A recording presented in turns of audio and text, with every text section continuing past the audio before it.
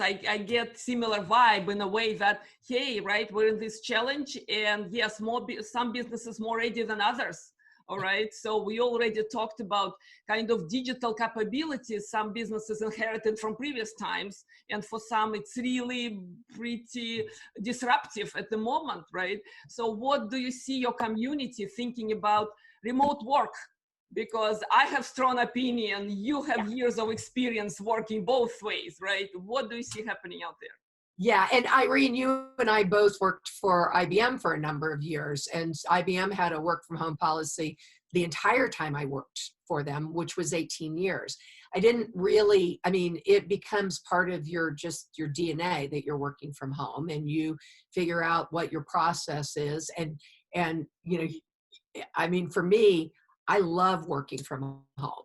Now, there are issues that, you know, it's different in, you know, for some things. Like, I don't find it really easy to do from the bottom up ideation when people are remote. Even with great technology, there's something that I find more, I don't know, inspiring to be in a room and, you know, really have the 3D version of people. But we can make it work. There's some great technologies. We use Jamboard, for instance, that allows you to put sticky notes up just like you would in a room when you're ideating and kind of doing a design thinking kind of session.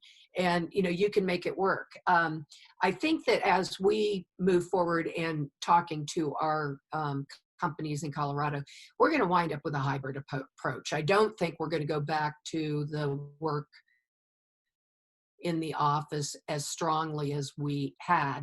And part of that is that I think tech talent is going to want the ability to work from home. There's a lot of positives on not being interrupted, you know, that focused ability to do deep work when you are, you know, a little bit sequestered.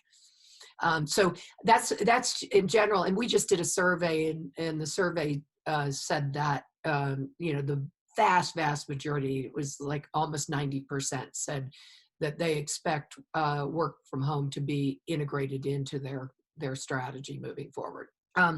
But, you know, I think in the medium term, we've got some challenges, because when we went home and did, you know, safer at home strategy, it was very cut and dry.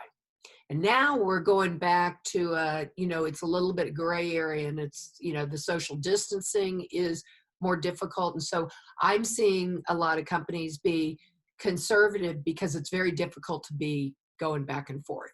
We personally have not been in the office, you know, since March 13th. We're working remotely.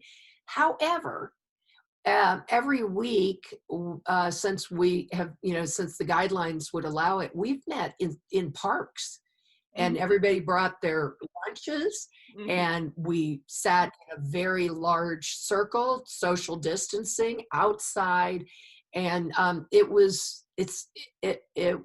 good for all of us. And we've had great, you know, strategy sessions sitting in a park under a tree. Exactly. We've also had squirrels join. I'm so happy you brought it up, because office or no office, right? It can be hybrid. It can be just exactly what you mentioned it's going to be. So it's not a mandatory 9 to 5, or rather 8 to 8 sometimes. You know, we've seen those years, right, happening, but at the same time, yes, just flexibility, right? And when you really need the team together, you can gather the team together and have an incredibly productive and fun time. I'm all for that, right? I'm for options, and I'm for flexibility.